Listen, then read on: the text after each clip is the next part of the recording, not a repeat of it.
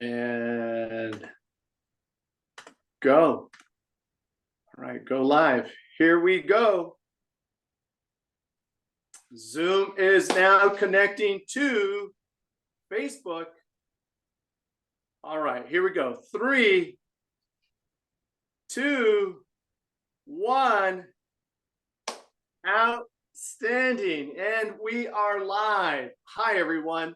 I'm Chris Trammell. I am the creator, developer, and head coach of the Author Launchpad, a 90-day program where I help authors, speakers, and experts be able to package, market, and monetize their expertise so that they can experience more impact, more influence, and most importantly, income. So they can do those things out in the world that they really said they wanted to be able to do. And I cannot thank you enough for allowing me to share some of the great guests that I get to have that are part of the author journey. So wherever you're at, whether it's you're starting off and you have an idea, or as we're going to talk about today, you've done your years of education, you've done years of research, you've been a professional, you might even be an academic, and you're like, how do I generate more revenue from my expertise? How do I break out beyond the paycheck of tenure or beyond the campus, beyond the classroom? Is what this theme is about today. And in just a few moments, I'm going to have the opportunity to bring in William England of Sentia Publishing. Now, you might hear me say Bill, but I want you guys to know it is William England of Sentia Publishing. So with that being said, before we get into high speeds here, for those of you that watch, I like to model everything that we do. So first thing, I'm going to go to make sure on my mobile that the audio is working fine. And let's see if my live stream has kicked in, because I don't see the actual live. There it is. Perfect. Now I'm going to check my audio. Don't see the actual. Great. You want to make sure that your tech is working. If you don't have someone else that's flying co-pilot for you, like today, I'm going live myself, take that moment, take the breather. It's okay to check to make sure that your tech is working, okay? We're all human beings. No one's perfect. Just make sure that your tech is working. The next thing I'm going to do is I'm going to copy where it says copy link. I'm going to go ahead, copy that link, and I'm going to go put it into a couple other different locations to make sure that this is being streamed. So one of the locations I'm going to look for right now happens to be Sentia Publishing. There it is right there. It says I'm following. I'm going to click on it right now. And let's see. Now underneath, I'm going to put the comment. And in that comment space is now the live stream link. So now I'm going to make sure that my guest also has this streaming on their platform. And the last place that I'm going to put it as well is into Chris Trammell Coaching, which is, let's get my groups going right there. Perfect. And boom. Outstanding. All right. Now I know that I have this shared. Oh, LinkedIn. Hey, Bill, we want this on LinkedIn. I know you're not on yet, but I'm going to bring you on. I want to make sure that everybody knows they could see you. So I'm going to put the link, paste. I'm going to add the image that we have, that we've selected. Okay, perfect. And I'm posting that right now. Beautiful. Okay, ladies and gentlemen, without any further ado, you can, just to make sure you know, you could use Restream, you could use StreamYard. If you do the backend API work, you could also have Zoom go directly into LinkedIn, but your audience is everywhere. So on that front end, I'm going to invite you to make sure you get it out there as many places as possible. Then the follow-up work is, how are you going to repurpose this afterwards, right? So not only do I want to educate you, but I want to model for you exactly in real time how you're going to best do this. So let's go ahead and talk about William England, who we get to bring on today. He is the founder of Sentia Publishing. He gets to work with some of the real smart, well-practiced academics around the country. I met William because one of my colleagues, Gary Polk of the Polk Institute, was one of William's clients. And in being a client, he said, hey, you should connect with William of Sentia Publishing. He helps teachers, professors, academics to develop the textbooks, the ebooks, the workbooks, create the customized platforms that they're going to need and all the published materials. And then what it allows the professors and the different teachers to do is cut those prices in half that a lot of students end up having to pay. He also works with individual authors. You don't just have to be an academic.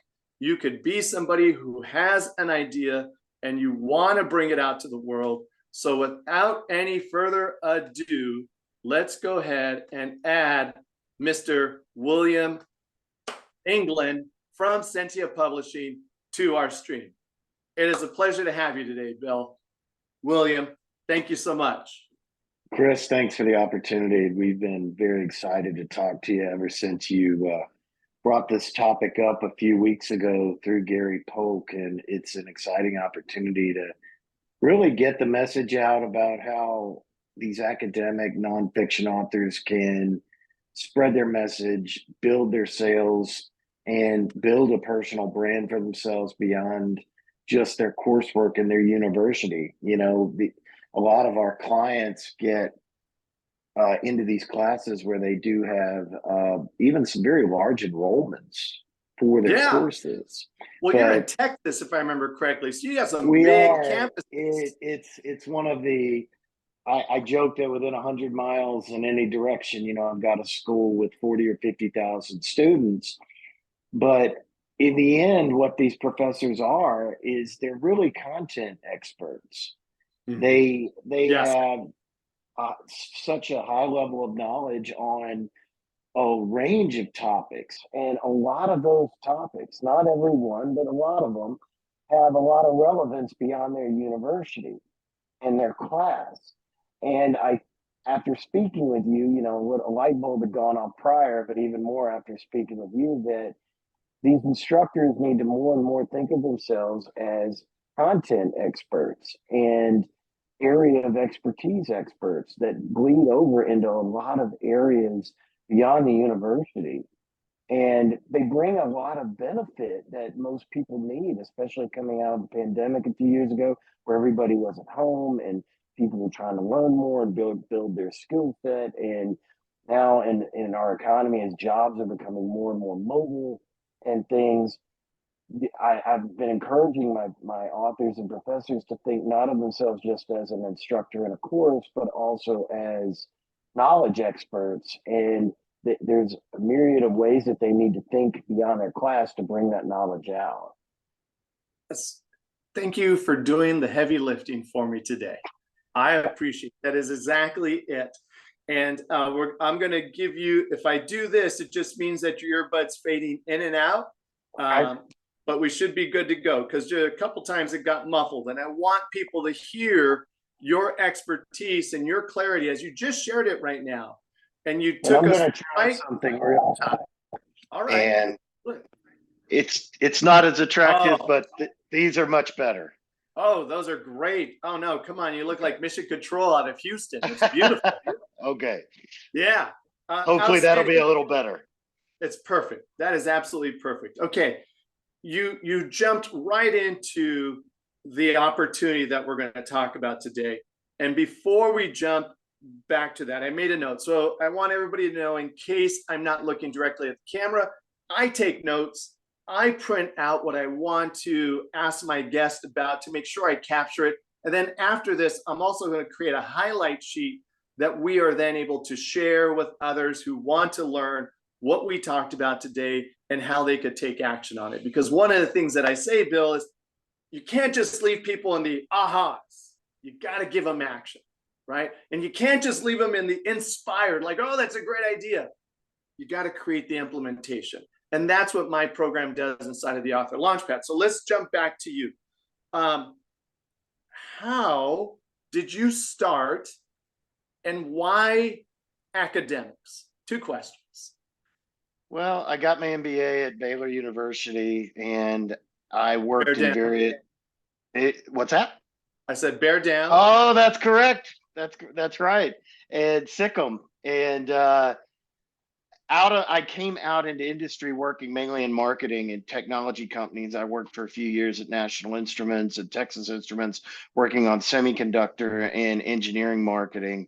And I really wanted to get into outside sales more and more. And a headhunter found me back in 2006 and brought me into working with another publisher as an outside editor for them, meeting authors and getting content and projects on board with them. And being a sales guy like I am, I figured I could do it better. And I went off on my own back in 2013.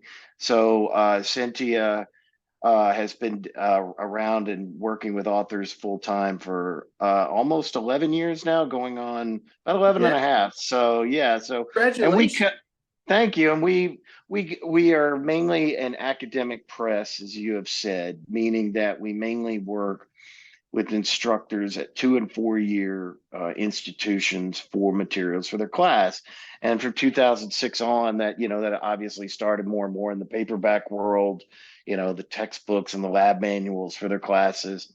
Yeah. Since then, we've expanded more and more, and especially after COVID, we went almost exclusively digital with a lot of Wow. our materials being, because that's where all the courses were being shifted and everything. And there's a lot of trends that we could touch on within the academic world on why that's becoming more and more the case. So we mainly are a university press, but given what we've already been talking about, how broad based some of these topics are, we started getting approached by some of our authors asking how could we expand their reach beyond just their courses and the universities and everything. And so we started doing that more and more online through Amazon, search engines, Mm. different social media and things. So it started, and we're still primarily, an academic press, but we are really reaching out into more mass market and broader appeals for our content than just the university setting. And that's what we're really encouraging our authors to do as well.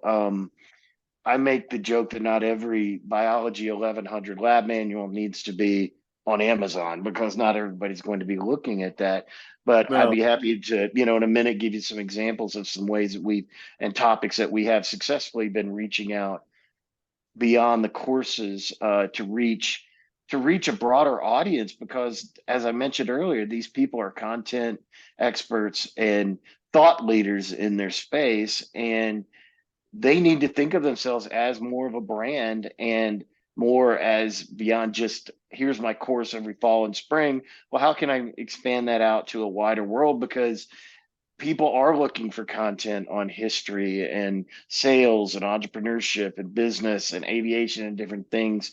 And they're not all going to be in your lecture hall. So they need to be there. You need to think in other ways to reach those folks. So for the last few years, especially since COVID, we've been really looking for ways to extend our sales cycle beyond just the academic, January spike, May spike, and Yes. August spike when you're in school, to how can we help our authors reach their readers year round?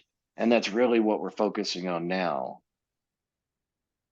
Ladies and gentlemen, I didn't pay Bill to say exactly what I have written down here later on in this conversation. He is spot on. And when we had our initial conversations, this is what started to come up for us. This is what we saw the opportunity was, because you're absolutely correct. Pandemic forced everybody online, and it leveled the playing field that anybody with a qualified, tested, and refined idea, which the idea is a solution that solves a problem for people who are problem centric. The days of looking for a specific avatar, they might be there, but I think now, because of the way the internet gives us access to people, we don't have to look for Jeff or Richard, age 40 and age 55, that have this many kids. You now get to look for people who are saying, I've got this challenge, I've got this problem I need help solving. So you did that brilliantly, William, I apologize, to make sure that people get what the opportunity is, what these professors can do outside of the classroom, and they can do outside of off campus as well. So that I'm going to give you a big shout out there because I wrote it down here. A for Amazon and A for audience, right? Like that big A, Amazon brings you more audience and it's greater reach than your campus will ever be. And if you think about the Shark Tank model, Barbara Corcoran or Mark Cuban, they'll all say, do you want 100% of a grape or do you want a certain percentage of a watermelon, much bigger pie? And some authors shy away from platforms such as Amazon or other places because, Mr. Bezos is a very successful man because Amazon does take a percentage of the sales and everything, but they also open the door to you to a much wider world of people that you're not going to get just in your lectures and your online courses. Now, those are important because most of our authors are writing material to fit the needs of their course and their students.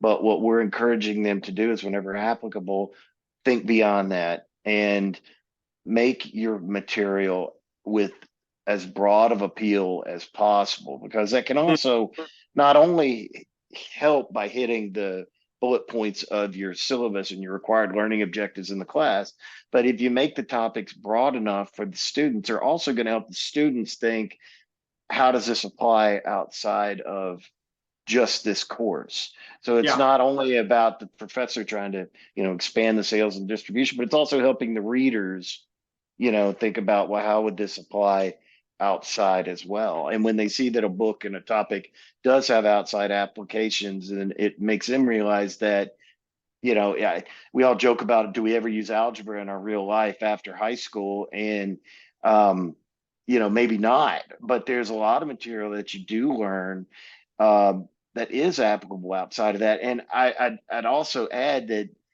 a lot of the universities now, with the cost of education being so high, all the stuff up in the news about forgiving student loans and stuff like that. Yes. Institutions of higher learning are pushing their instructors and everything to give that broad base of knowledge and that broad approach to a topic. So yes, you absolutely have to cover the fundamentals of, marketing and the 4 Ps and all that you learn in business school. But how does that apply outside and on a whole range of topics? And I think that that's really the key. And it's only been in the last 10 or 15 years with social media, YouTube, and Amazon coming online that you're able to do this. 20 years ago, some of this might not have been even possible. No, not at all. And the paradigm for it wasn't there either. That's a really great point.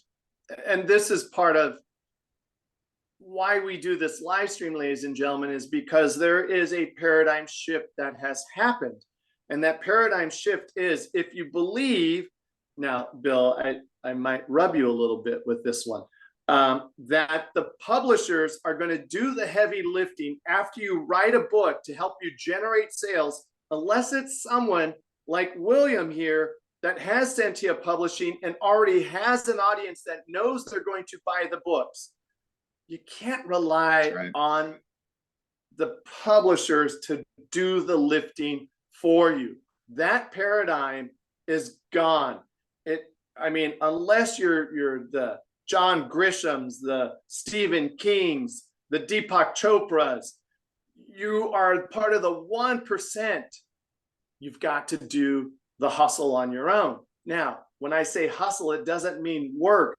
It means doing the well-practiced, already qualified and vetted strategies that other online experts and personal brands. So those listening now are in the replay. I want you to think about yourself as a personal brand that has this knowledge, that has this expertise, and people are going to want that from you. And when you start to approach yourself as a personal brand, then people are going to start to listen for, what's your promise? If I do work with you, what is your promise that I'm going to get this in my life?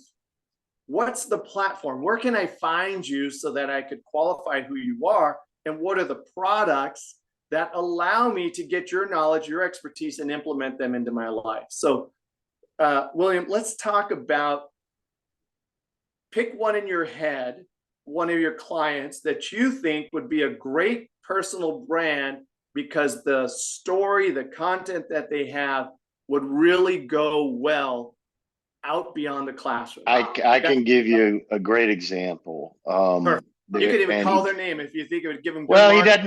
he doesn't know I'm bringing him up, but he's been my All right. mentor for about 20 years. I was his TA at Baylor University. His name is Dr. Jim Roberts. He's at Baylor University, and he is an expert in consumer behavior. Mm, He works with companies. He works as expert witnesses in court cases, and sometimes about how advertising has worked and its effect on people. And he's developed quite a history of knowledge around compulsive shopping and addictive shopping and how that manifests itself through other addictions, drinking, drugs, what have you. And we did a book several years ago. Now, this is not political. This has Trump on it, but that's not the point of the book. This was called Too Much of a Good Thing. Are you addicted to your smartphone? And it was mm, at the time when Trump was all tweeting and doing yeah, all of that. And so the book was around smartphone addiction. yeah, And it was a very hot topic on how it affected marriages and relationships and friendships and when to put your phone down and when not. And we had a pretty successful run with this book on Amazon and other places. But getting back to what you said, he drove a lot of his own brand. He's a marketing professor. So mm, we worked to develop some really good landing pages and telling a full story throughout it. And he helped drive a lot of his own media. He was on sure, the Today Show, Bill O'Reilly, CNN, and he even helped champion a term called phubbing, which was phone snubbing, which means, are you using your smartphone at the dinner table in front of your spouse or anything, and people can feel, like you're snubbing them. But he had an expertise in marketing and brand awareness and management at Baylor. But he realized that this was a broad topic with broad appeals. And so he really worked to get his message and his book sales beyond just his courses and the university setting. We set into place an active plan on with speaking opportunities and follow up and promotion and things like that. And that is a topic that really had some good appeal beyond the university. And I really want to compliment you on what you mentioned a minute ago about how folks need to go into this with the understanding of what a publisher does. Within the higher education space, most publishers will promise you marketing, and yeah, most people don't think, well, what does that mean? They know that the book will be available for their 200 kids at Ohio State every fall, but what does that mean? And for most of academic publishers, what it means is your book will be put in their bag and they'll take it with it. Maybe they'll show it as an example or anything, but nobody is going to actively promote you or your content the way you will. And I really want to stress this as a, whoever you're talking to publish your book, you need to ask some very specific questions. What does the marketing plan entail? And for some, it might mean none. It might mean that they're just taking your book and publishing it and that's it. But you see these late night commercials all the time. Publish your Christian book, publish your biography, publish your cookbook, we'll market it. Well, a lot of these people are going to want tens of thousands of dollars from you with no active marketing at all, other than putting it on a website. When we that's worked, terrible. and one of the reasons we were so excited to work with you, Chris, is that we do a very good job of and you and I've talked about this, of marketing our titles within an academic space. We will not only put it on the website and everything, but we will actively look for adopters and promote it and everything. But even that is largely driven by the professors who are teaching the class, because they know the other people teaching the course at other schools. They know the topics, they know the people who are in the conventions and everything. But when it gets to a mass market audience, I'm very honest with some of our authors that we do a great job in the higher education space, but marketing it to the mass market, we get it on Amazon and we will promote it in our social media and things like that. But after that, it's incumbent upon the author to really help drive traffic to their social media, set up their author profile on Amazon, make sure that they're on LinkedIn and discussion groups and forums and talking about it. So I'm telling you this because marketing, the publisher publishes the book. That's what they Right. do. They finish the book Correct. and they get it out there. But marketing it and developing it into a full brand, making you the expert on the topic, really does still largely fall on the author to push that. And 100%. unfortunately, I think a lot of the publishers aren't honest with the folks about, well, what does marketing my book mean? Yeah. Bill, William, thank you. And thank you for being so articulate in how you just described that right now. I was recently at a conference. I'll go to the one I was back in November on a beautiful Hawaiian island.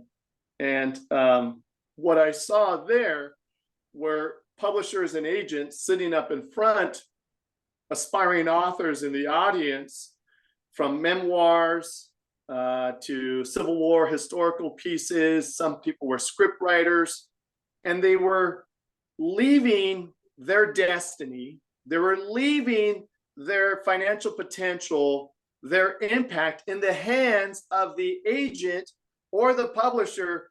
And they were waiting for, kind of like Commodus in Gladiator, waiting for the thumbs up. Yeah, we like it, or we don't like it. And who's to say that your story needs to rest on anybody else's thumbs up or thumbs down? Because as best as I've seen, you and I have been by some convention halls where we look at the people and go, who are they? But they're there in the hundreds of thousands. They're there in the tens of thousands. You will find your audience. You will find your tribe, if you want to use that word, which is a hot buzzword all the time. Find your tribe. You will find the people that are looking for your solution. But if you do not do the marketing, if you do not get out there, you don't release a chapter, you don't have a web page, you don't at least create a book funnel, which we do inside of the Author Launchpad program. And William's also talking about how we're going to do that there. You will find yourself struggling. You'll be the best kept secret, and your heart will be beating, ready to jump out of your chest to do something in the world, but it won't happen because you're waiting for someone else to do it.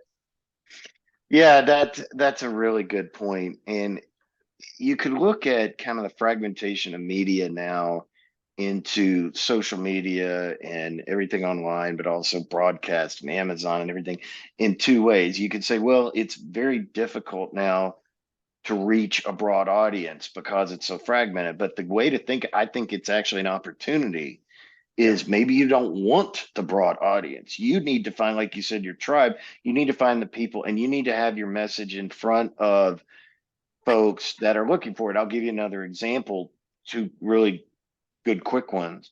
I have a professor at UTSA named Mario Salas. He is an amazing author now and historian. He actually is on the state board that approves all of the historical markers in San Antonio and everything. And he's an expert on the Alamo. Well, he does a couple dozen talks every 6 months on the Alamo and various things. What's his name again? Mario Salas. He's at UTSA. Mario Salas. Yes. And basically he is a content expert on the Alamo, Texas history and things like that. So he goes out and promotes and drives his own message and brand. And we supported with that by giving him book copies to give away and flyers and collateral and all of that. And we can help with that. But he's driving a lot of his own content and one more other one, or his own marketing, I should say. We recently did a book with a professor named Michael Gaffney out of Missouri, and he did a book on the Garmin 1000, which is basically this training simulator for pilots. Sounds very niche, and but the fact of the matter is thousands of pilots train on this every year, and his book is the go-to definitive guide for this. So we built his brand on LinkedIn, for example, by going out to different aviation groups. We don't do it out to everybody, but we go out to the pilots group, the pilot educator group, the teaching groups, the student groups, everybody that use this book and don't even know it exists. So it's a very targeted marketing approach, but there's thousands of readers that it applies to. Yeah. So he doesn't need to be on the history page. He needs to be going like a laser to those aviation instructors or students who could benefit from the book. That's what that's what he needs, is a targeted approach. I want to anchor what you just did right there. You just gave a mini master class, and I want the readers, because what you just did is you gave them the ahas. You showed them how it shows up in the world, but it's the work behind. So one, Michael Gaffney, more power to you. I use the Garmin when I train, and it's a different Garmin, but I got the Garmin 1000 is for pilots. He saw the opportunity, narrowed into the niche, and then as they went deep, he continued to go deep, and then he started looking for everybody that could use it. Ladies and gentlemen, if you have something, find the people that could use your solution, go to their conferences, create online workshops, become the person. You don't have to know it all. You could be the hub of the conversations that brings other persons in there to talk about the same theme, the same topic. And that is how you start to do that type of distribution. And then next thing you know, like Mr. Gaffney, your product is selling to all the people looking for that solution. And what came first, the book? No, the product came before the book, if I understood that one correctly, right? Yes, that's right. Genius. Yeah, and there was a book from the 90s that I read way back, and it was called The 99 Immutable Laws of Marketing. And one of the laws was that you only need to have 10% more knowledge than the average person on a topic to be an expert in that topic. Now, obviously, if you're teaching how to fly a plane or become a doctor, you've got to have the full knowledge. But my point is that everybody in their fields in different areas have some area of expertise. If they're in HR, they know how hiring standards that other people don't know. One of our authors wrote a book on immigration law, and that's a huge topic right now across the country. Every time you turn it on, and her book on Amazon has done pretty well because it's written from a legalistic standpoint and everything, but it's covering a very big topic right now that people are interested in. And what does that mean? And how does the law affect it? And it's all about just asking that question of, what am I an expert in? Am I just in this one class? Well, no, because that one course can usually cover a broad range of topics. I mean, getting back to that Garmin message you were just mentioning about, I post things when there's headlines in aviation about, all the problems that are happening right now. And I tie back to that book, and say to stress the importance of training and the importance of pilot awareness and the importance of all that. And it's not always a perfect match, but it's a relevant link to what's going on with people now. And it reinforces the author's expertise in that area, and it expands their sales because they think, well, maybe I wasn't thinking about that, but now look, it's in the news and that does affect me and that kind of thing. So it goes beyond just, what am I teaching in the class to, how does this affect what's going on in the world right now? Really outstanding. You answered 1 through 4 already, and I didn't even have to ask you them. You've talked about the trends beyond the campus. We've got that covered. Some of the challenges that academic authors are starting to face. So let's talk about that for a second. Let's just make sure we articulate them. I know I spent way too much on textbooks, and I was happy when I could buy a used textbook. What are some of the challenges that these academic authors are currently experiencing with revenue? I want to focus on the revenue side of it. That's having them need to look at alternative revenue streams, as we're talking about. How do you consult? How do you create a master class out of it? How do you create a workshop?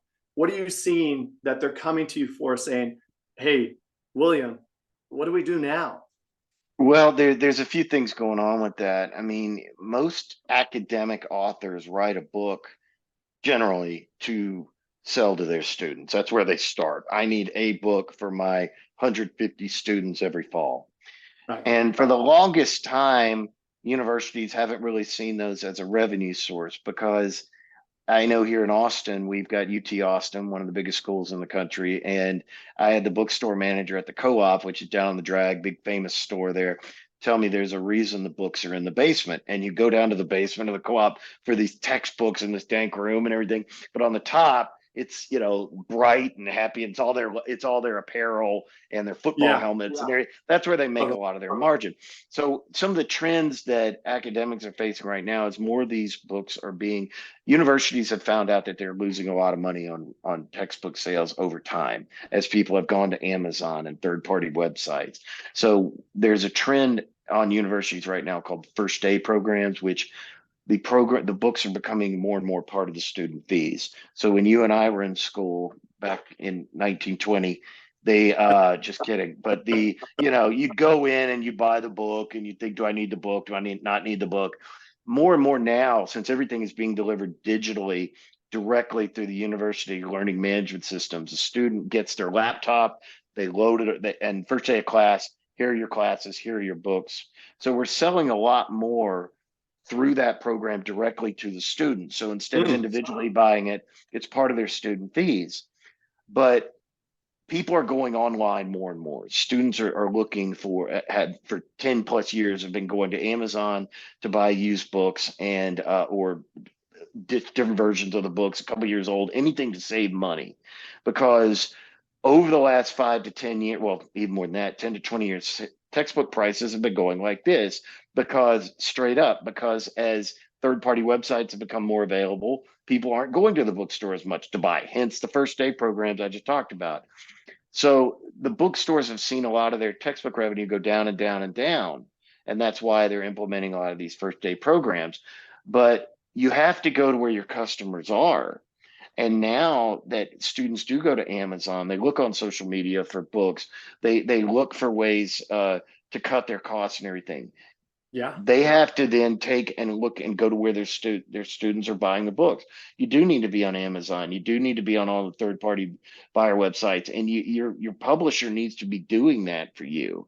And if they're not, you need to ask them why they're not and push them to do that. So the main trends on campus has been overall declining sales and people going out to third party sources to find the content. And that's why we've been encouraging authors more and more to expand the pie of their sales, to maximize what you can through the university channels and everything, but also to think beyond that Yes. because they're there to teach a class. They don't, an academic professor generally doesn't want to be pushy about their book. You've got to buy my book, buy my book, buy my book.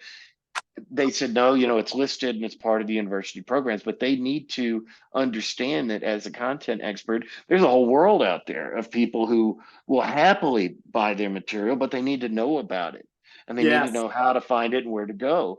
So I think the trend has been much more becoming part of student fees and the learning management systems delivered directly to the students, but also the push externally to third party sales channels is huge.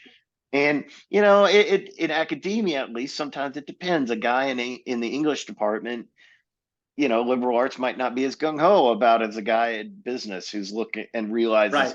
that sales are important and things like that. But even those people want to tell about their version of Hamlet or poetry or anything. Right. And there's Very a good. lot of, and they're an expert in that, and they need to get that material out, and they've got to think beyond the university to do it.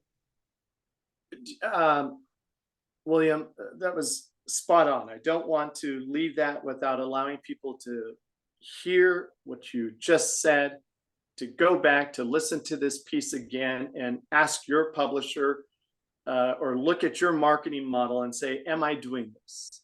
Am I doing the things that William just described right now to give myself the best possible chance at visibility, revenue, and impact? And that's one of the things that I think is missing sometimes in this conversation. So I'm going to allow my rebel to come out for just a second.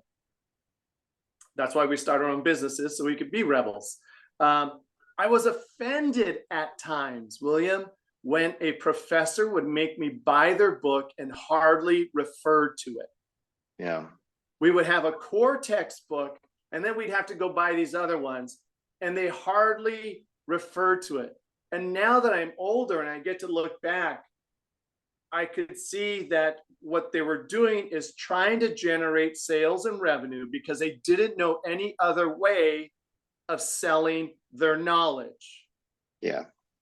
And I mentioned a minute ago about how in the last 20 years, textbook prices have gone up. And the reason for that is the publishers have been cannibalized year after year after year by used books, the used book market. And how did they combat that? Well, they were a little shady in some ways that they did it, because they'd bring out a new edition every 10 months or 12 months. They would change 10 pages and call it a new edition.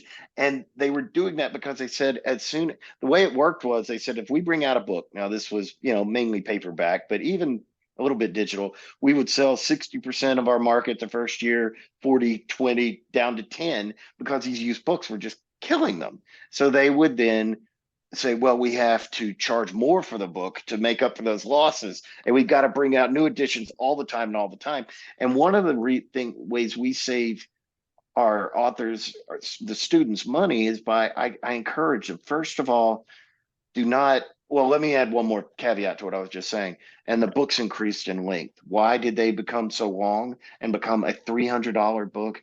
Because the publishers knew that they had to put everything in the kitchen sink in there, so that anybody picking it up at Northeast Louisiana University or Florida State or anybody would find something in there that they could use as a topic. We cut through that. What I tell people is your outline and your table of contents for your book is your syllabus. That's what you're covering, and that's what you want your students to know. Write to that, write as much as you need, but don't write above that. And the big difference in working with us is that our authors control the content. They decide exactly what's in it, how long it is, how much they go into it, and all of that. And we usually can take a $200 textbook and cut it down to about $60, because we cut the length, we cut the content, we cut the fluff behind it. And what you're left with is the content that you want the reader to have. And that's what you also want to do in your mass market books as well. Give them the content that they need, but don't overdo it just to get an extra $10 in the book price, because your readers are going to know and they're going to appreciate that. But that's how we cut a lot of the costs for the students, is getting rid of some of the fluff and excess and getting it down to the essence of what they're trying to communicate and write about. William, you're speaking to the curse of the expert right now, and how the expert is hearing what you just said is it's getting under their feathers, because as I listen to them, it's like, but you need to know what's behind all this information. You need to know why this was created the way it was. You need to know. I don't need to know that. I need to know what I need to know to cause the results in the world for what I'm studying for.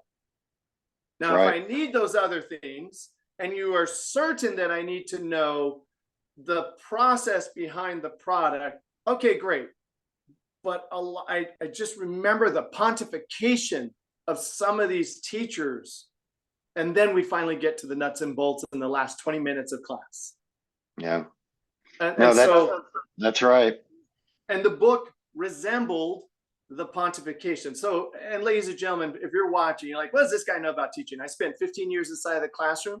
I did my best work. I taught upper division science. I taught everything from basic biology to environmental science, cultural anthropology, genetics, immunology, animal behavior, marine biology. If you want to take me on, I will gladly take you on in a classroom on how to deliver great content and have students inspired about that information. Happily do it. And can I add one thing on that? I mean, I've been in this world since 2006, and I don't agree when people say that, well, the professor wrote the book and they're just gouging us. No, I've talked to hundreds of students, And Mhm. getting back into what we were saying about building your own brand, that reinforces to the student that the professor is indeed the expert in the area that they're talking about. And Mm, that if you do it correctly, they yeah, don't, the students aren't upset that you wrote the book. They're thrilled that you wrote the book. But they, what you just mentioned a minute ago, they want to make sure that you are delivering them yeah, the content that they need, not only to pass the class, but to learn the topic. Write the book, but deliver targeted content yeah, and cover that in the class and explain to the student why this is important, not only within the class, but if it's in their major, how is it building within the major? And if it's not, then how does this give them some knowledge for their wider career? But yeah. they, yeah, just make it, deliver the content in a targeted way and tell them what you want them to know. Really great. And you could create a resource section. You could create a workshop where you're going to bring on an expert and talk about that background information of why you are actually delivering specific content in the classroom. But you bring on an expert that the students get to select if they go to and listen to this conversation. I think those are the types of things that has us get, oh, why that happened over there, this is why I need to learn it. So then I could go do what my professor is modeling, what my instructor is modeling. And really accurate. Here's the one more part that I've experienced. And part of me as a performance coach, I'm in the world of performance, which means there's the world of mechanics, which you and I have been speaking about, and the world of mindset. How do we interrupt and discomfort tenure? Because I've noticed those that have a steady paycheck are low on risk. And so why should I do my marketing? I'll just send it off to my school's press and they'll do it for me. Or I wrote my book, I did my thing, that's all I had to do. So what do we get to look for here in this area? Do you have some college professors? Can you think of anybody who maybe you do or don't know if they've had tenure and still have that fire to want to get out there and cause direct impact, direct influence? How do you work with that? Well, I think what you just mentioned is very true. The temptation is if you get tenure, you've got a very secure career path in that area, that to play it safe, let's teach the core stuff, but not go too far afield this way or that and everything. But they also have an opportunity. I mean, they've been entrusted with tenure because they're very well thought of in their field as an expert even more, which gives them even more credibility. Yeah. And those are the people who should even be thinking more Mm, about getting their message out and everything, because they've really got less risk than a first year, associate professor who might not want to, oh, I'm going to write a book and cause waves. The yeah. tenure and the senior people have more freedom in the end to really be the content expert and get it out there. And you're absolutely right. A lot of folks think, well, I've got my class and I'm just going to write the book for that and it'll sell, a couple hundred copies every year. And I don't want, who am I to be promoting a book outside and the school and everything? Well, you're a PhD or a master's level person with 20 years experience in this field. Who else should talk about it?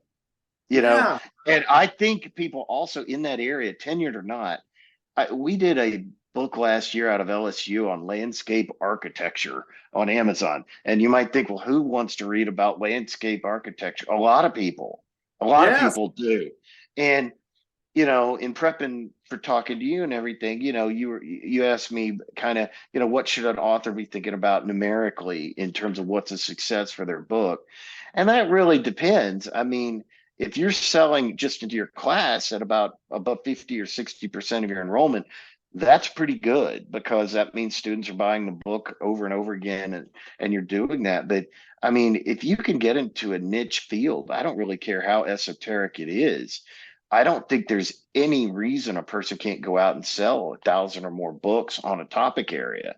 And that might not sound like a lot, but that's some really good extra revenue and building of your own brand to more people. I mean, there's 1,000 people out there interested in almost any topic, and you are the expert in it. And being an instructor, a coach, a professor on any topic, by definition, for everything you were just outlining with yourself, you've got that history.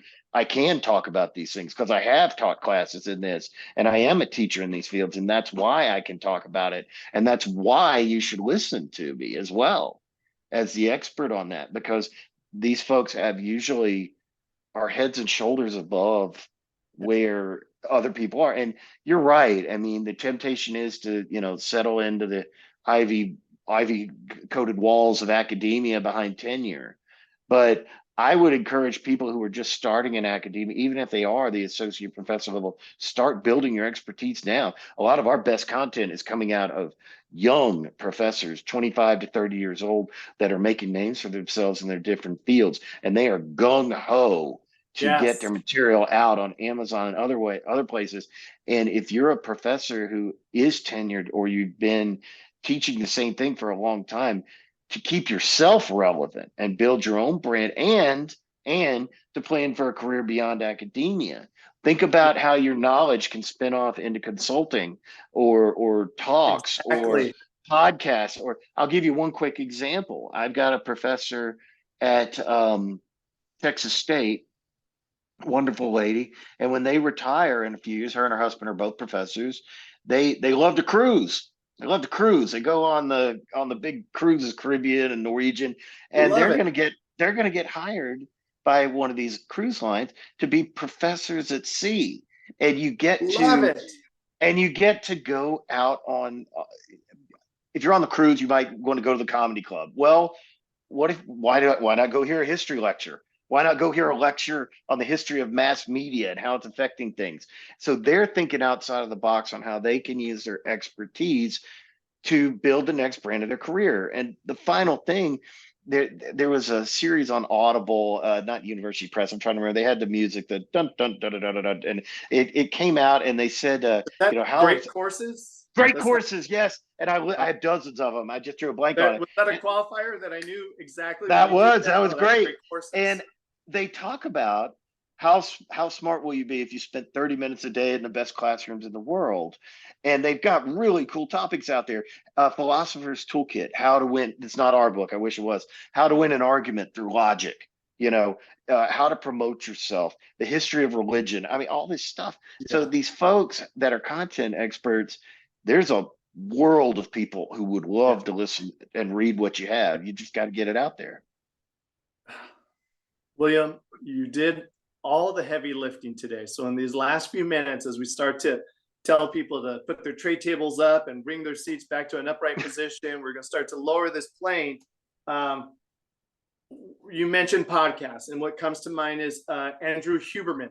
Andrew Huberman he's out of Stanford. He's a human performance expert, and he has just a prolific amount of content. If you find them on Apple, Spotify, wherever you listen to your podcast at, there's one. John Maxwell was another instructor out there. Simon Sinek was another instructor that took his work out there. Marshall Goldsmith, right up the 405 from where I'm at UCLA, another instructor who took his work, went out to the world, and they did consulting, but it doesn't mean that they could not have also created an online signature group coaching program. Because yes, that model then was to consult, but the model now is also to be able to create a digital classroom the same way you're already trained to do it, just to do it for the outside off-campus audience. Brene Brown is another well-known academic who's had massive success out in the open market. And of course, we got Stephen Covey, right, who brought his work forward out of the Salt Lake area, BYU. So I really hope that we demonstrated for your clients, for the listeners. I am proud of you for the work that you've done for your academics. I just want them to get that. I did my master's work. I did a lot of work. I know what you went through. And if you're carrying debt, student loan, you're still early in your career, I really want you to think about taking your work, and during the off season, your vacation time, how can you run a workshop? How can you run a masterclass? How can you run a 90-day signature group coaching program. That's what I deliver for all of my clients inside the Author Launchpad. Is there well, first, William, how can people find you? And I know how they could find you. While you speak it, I'm actually going to share it real quick. So, William, let's make sure for those of you watching for the first time, I would love for you to come by and visit. Tell us about this page and what's the URL, please, for those that are going to listen into the podcast version. I didn't do the best job of picking a short company name, but it's not as bad as it sounds. It's Sentia Publishing, Sentia Publishing.com. And we named it after a Roman god bringing awareness to young minds. Oh. And if they go to sentiapublishing.com/idea, they can submit their textbook idea right there, and one of our editors will reach out to them, and they can submit their idea to us in that form. We are looking currently for topics in all disciplines: science, engineering, kinesiology. And I'd like to just take the opportunity to say we are able to work with courses from huge theater classes of 1,000 more down to I can use technology to get an author's book off the ground with as few as 20 or 30 students a semester. So we do not need a huge topic or a huge enrollment to get started, but we can work with almost any class. And also we are taking on mass market non-academic titles as well. In a broad range of topics. We're talking to some folks running ghost tour groups, consulting, a lot of different things. And, the thought for the authors, if you're an academic author, would be, even if you're early in your career, take a chance, start writing, get your topics out there, and understand what Chris said at the beginning, that you're going to have to think broadly. You're going to have to build your brand and drive a lot of it yourself. And you also need to ask your publisher, how are they going to help you along the way? What are they going to produce and provide? And ask for specifics. But in the end, it's going to be on you to give the workshops, get your YouTube channel going, promote talk about articles daily that are in the news that talk about your topic, explain, how it affects careers and the wider world. But you're going to have to think outside of the course, build your brand, and find a broader audience.